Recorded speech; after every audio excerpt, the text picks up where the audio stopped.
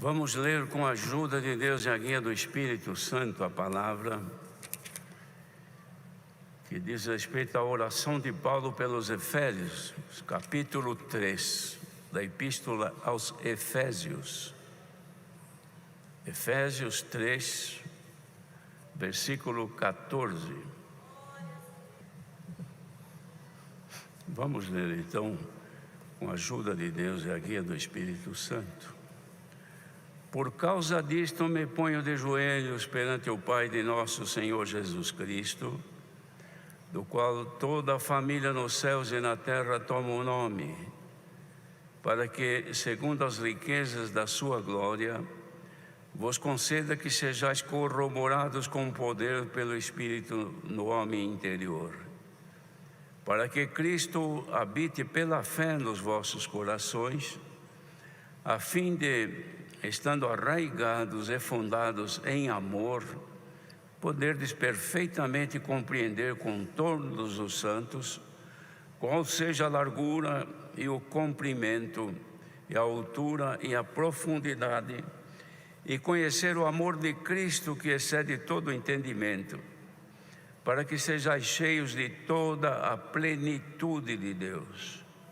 Ora, aquele que é poderoso para fazer tudo muito mais abundantemente além daquilo que pedimos ou pensamos, segundo o poder que em nós opera, a esse glória na Igreja, por Jesus Cristo em todas as gerações, para todo sempre.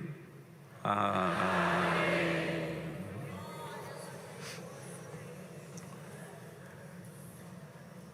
Nestes versos que ouvimos a leitura, os irmãos devem ter percebido qual foi a causa pela qual Paulo se ajoelhou diante do Senhor para orar em favor da igreja.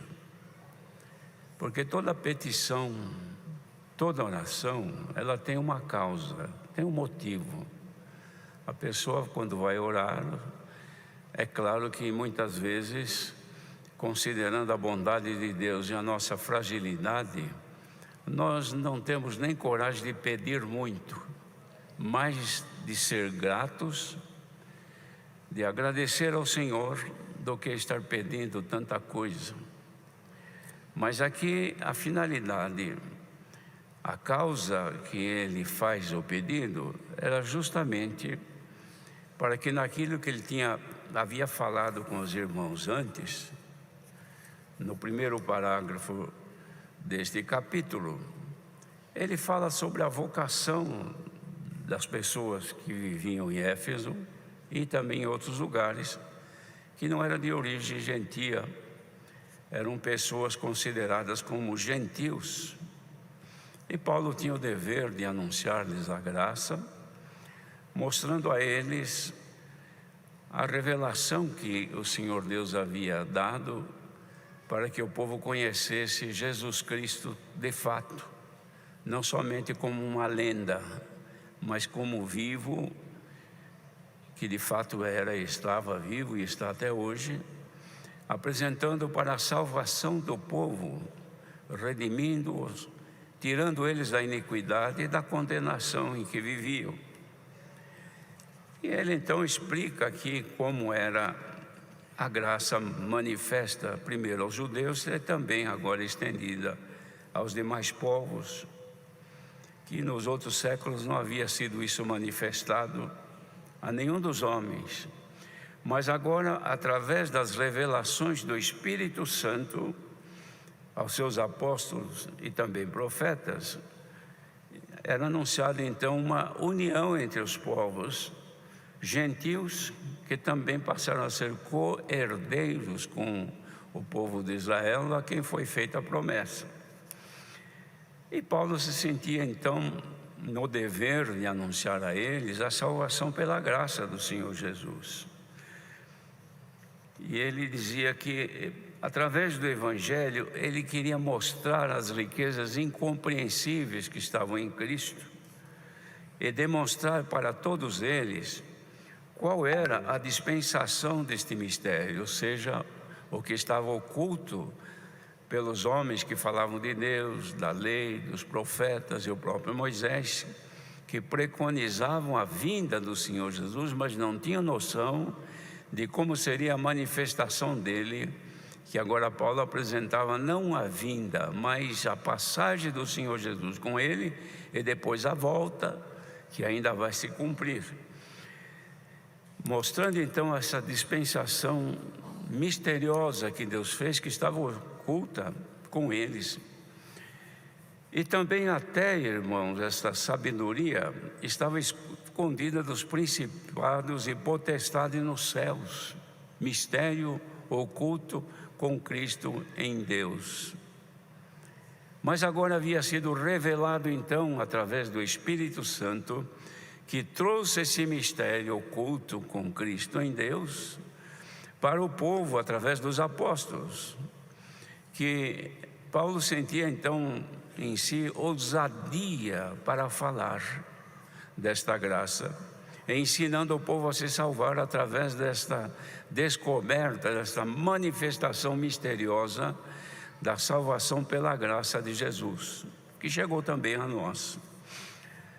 Uma vez feito isso, como nos capítulos anteriores, ele apresentava ao povo a necessidade de viver então pela fé em Jesus Cristo, apartando-se do pecado e da maldade deste mundo para serem salvos, demonstrando a eles que tudo que dizia respeito à vida terrena era de pouca duração, que a vida da pessoa passa muito rápido, ninguém vive para sempre e é tudo muito rápido que vai passando.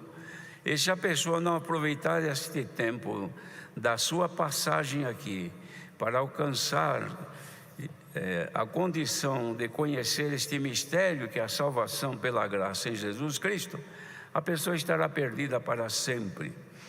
E ele então sentia a necessidade de orar por aqueles que já haviam crido no Senhor. Os que ainda não criam era anunciar o Evangelho, mas os que haviam sido crentes já, creram no Senhor, foram batizados, era lutar pela manutenção das virtudes de Deus no povo, para não perderem o que alcançaram. Porque uma coisa era a dificuldade de alcançar o que está no mundo.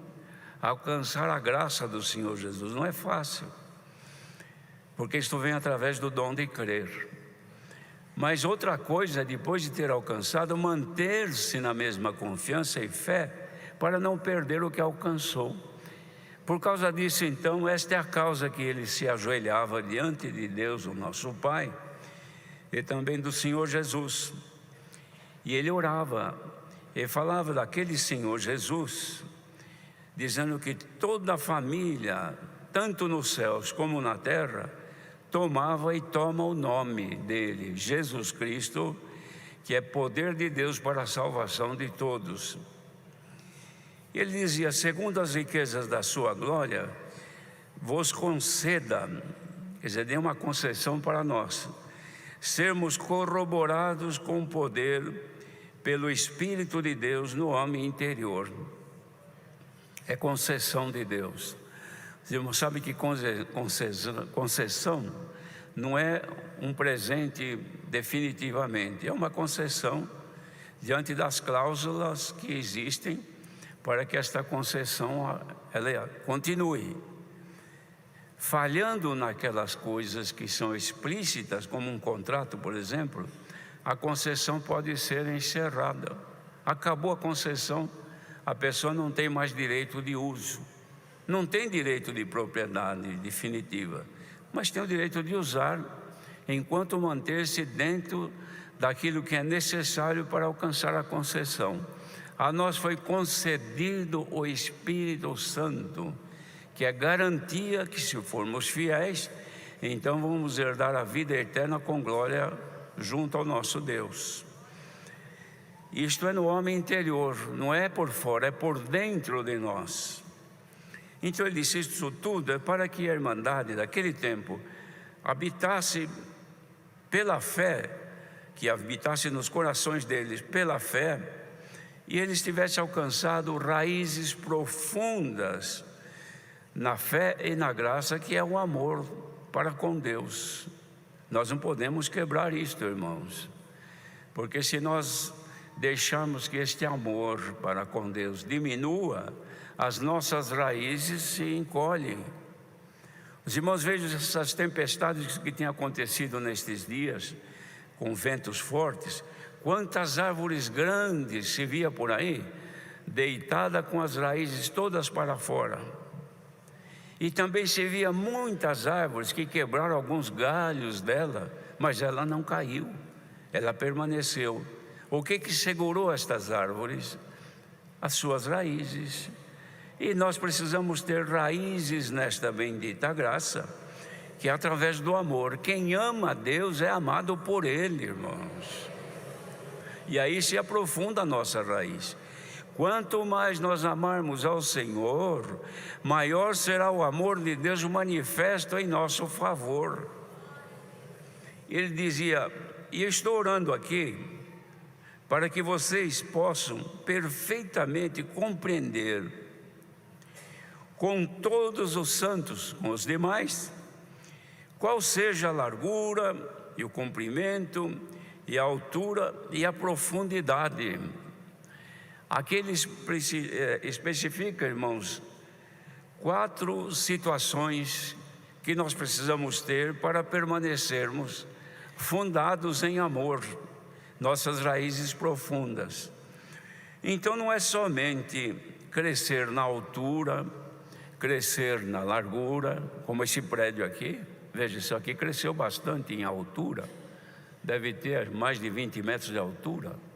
Toda essa largura, este comprimento daqui até lá na frente, essas são as medidas, as dimensões visíveis. Nós estamos vendo estas 3: a largura, o comprimento e a altura. Profundidade ninguém vê, e ela só está de pé até hoje, mais de 70 anos. Por quê? Porque ela tem profundidade, tem raízes profundas. Daqui para baixo da terra ninguém vê, mas isso aqui é muito profundo, irmãos. Foi alcançar resistência na profundidade da terra. Quanto mais forte, mais coesa é a terra, mais força tem de resistência e segura toda esta carga que está aqui. Assim é a nossa vida, irmãos. Nós precisamos crescer na fé, nas virtudes de Deus, porém, o amor a Deus são raízes que nos seguram na fé em Jesus Cristo. Por isso que tem muita gente que vem no nosso meio, batiza e já começa a mostrar coisas, a gente fica contente de ver. Canta, louva, glorifica, congrega, estuda música, já começa a tocar, ora, testemunha na igreja, é maravilhoso. Tudo isso os nossos olhos estão vendo. Então, quando olha para aquele irmão já sabe, este irmão, esta irmã são virtuosos. Olha aí como Deus opera com eles. Olha quantas coisas belas tem na vida dela, na vida dele. Mas precisa ver a raiz que tem. Porque quando vier a tempestade e os ventos, precisa ver se a raiz que tem seguro ela na mesma posição que está na graça.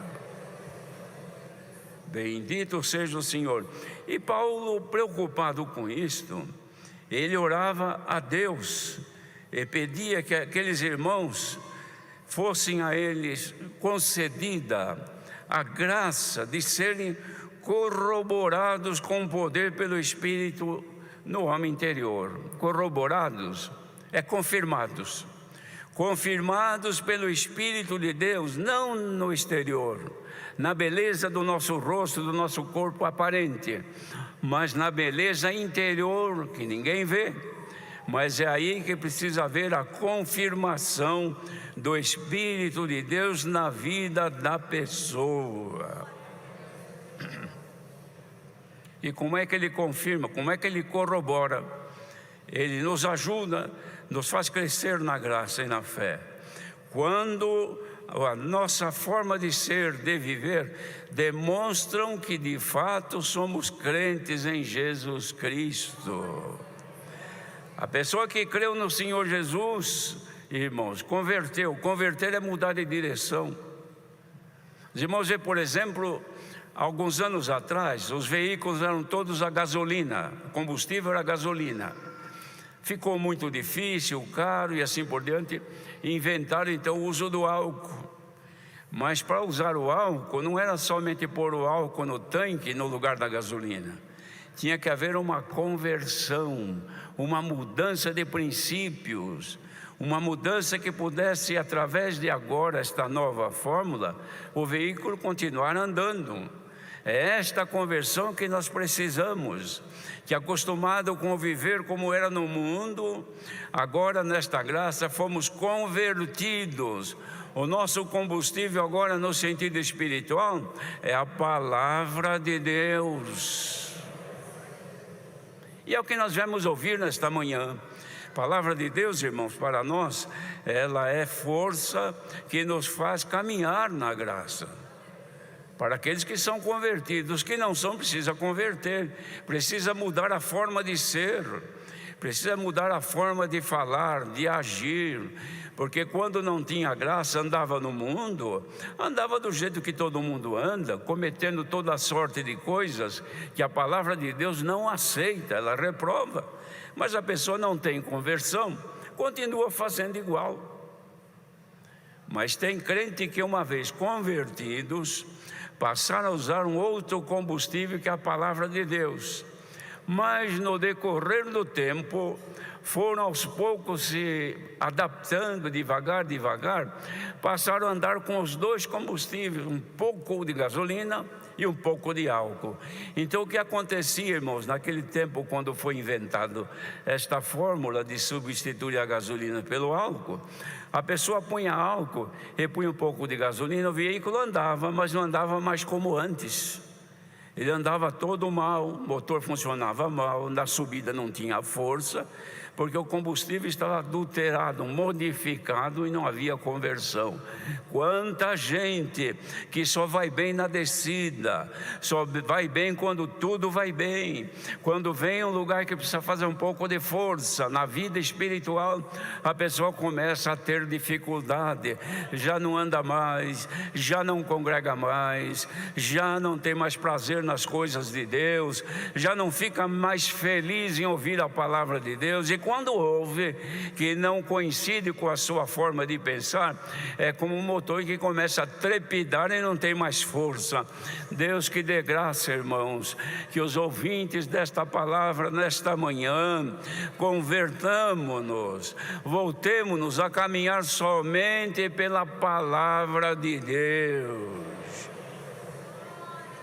e conhecer o amor de Cristo que excede todo entendimento. Este é o amor que Cristo tem para conosco, para que nós sejamos cheios de toda a plenitude de Deus. Nós queremos acreditar que nesta manhã, quem está aqui ouvindo presencialmente e quem estiver por este mundo afora, por um acaso ou não, ouvindo também, que alcance a condição de se encherem da plenitude de Deus. Plenitude é completude. Eu estou com um copo aqui, irmãos. Olha aqui, ó. É copo com água, mas não está plenamente cheio. Deixaram 3/4 só de água. Então o resto está vazio. Aqui cabe outras coisas. Por quê? Porque tem espaço vazio aqui. O crente que se enche da plenitude de Deus não tem espaço vazio para outras coisas. Esta é a preocupação do apóstolo e a nossa nesta manhã, irmãos. Quem está ouvindo aqui, queremos crer que quer alcançar alguma coisa de Deus, se não for para se tornar completo, mas que vai diminuindo o espaço para outras coisas e enchendo-se do Espírito de Deus que nos governa. Nesta comunhão que alguns estão aqui ouvindo, bom seria que todos pudessem alcançar um pouco da plenitude do Espírito de Deus. Quando a plenitude de Deus se manifesta no ser humano, a pessoa olha para a sua miséria humana, não vê mais quem ele é, a sua personalidade que vale tanto, a sua posição que é tão grande, o seu nome que é acima de tudo, a vida que tem, a riqueza que tem. Quando ele olha para dentro de si, ele diz: eu sou um miserável, eu preciso ser revestido da plenitude do Espírito de Deus. Quem assim reconhecer nesta manhã, ponha-te em comunhão. Pode ser que o Senhor venha e achando um espaço dentro de ti que não esteja ainda preenchido com o teu ego, com a tua personalidade, com a tua vaidade, com os teus desejos carnais. Ele tire isto para fora e complete com o Espírito de Deus. Ai, irmãos, que bom seria se assim acontecesse. Nós seríamos mais espirituais, mais fiéis a Deus, mais cheios do Espírito de Deus para vencer todo o mal. Já não haveria em nós tanto sofrimento. É claro que na carne sim, porque Paulo também dizia: eu quero que vocês não se escandalizem com os meus sofrimentos, porque o meu sofrimento redunda em glória para a igreja. Porque quanto mais na vida terrena a pessoa sofre pelo peso da graça do Senhor Jesus, mais santificada é a pessoa diante de Deus. Poderíamos até buscar aqui um capítulo agradável para vocês ouvirem, uma coisa que trouxesse uma alegria, até fazer como muitos fazem: olha, este ano vai terminar, mas o ano que vem está carregado de bênçãos, Deus vai cumprir na tua vida. Há quem diga: até 31 de dezembro vai acontecer isto, vai acontecer aquilo, e o povo se enche daquelas promessas. Vem o 31, vem o dia 1º e nada. Mas o que o Senhor promete hoje não é nada visível aos teus olhos, nem palpáveis com as tuas mãos. É que o teu homem interior, o teu espírito se alegrasse agora e dizer: venha o que vier, venha a luta que vier, eu quero ser fiel ao Senhor. Glória ao nome do Senhor. Essa é a nossa esperança, irmãos. É bom ver o povo quando o coração ferve. Então acontece como Davi escreveu: meu coração ferve com palavras boas. Não existe melhores palavras do que essa, que é de dizer: se formos fiéis, não importa o ano que vem ou os dias que nos restam, se formos fiéis, herdaremos a glória eterna nos céus. Esta é a nossa esperança, irmãos. Bendito seja Deus. Seja renovada nesta manhã a esperança dos fiéis que entenderam esta graça, e quando creram, alguns creram de tal maneira que no tanque do batismo receberam o dom de novas línguas pela manifestação do Espírito Santo. Saíram manifestando durante os dias manifestos, como vimos hoje. O culto ainda não estava começando, mas já tinha gente dando glória a Deus, sentindo a presença de Deus. Esses que estão assim, seja agora corroborado o teu homem interior com o poder do Espírito de Deus. Ninguém te impedirá de herdar a glória nos céus. Esta é a nossa esperança. Quem veio aqui buscar alguma novidade para o ano que vem? O Senhor reitera a promessa, continua prometendo: olha, se vocês forem fiéis, eu estarei convosco todos os dias. Quem achar que isto é pouco, porque não é crente ainda, mas quem é crente, saia daqui fiel, feliz, contente, porque o Senhor te garante que enquanto tu fores fiel, Ele também é fiel e estará contigo todos os dias. Deus seja louvado.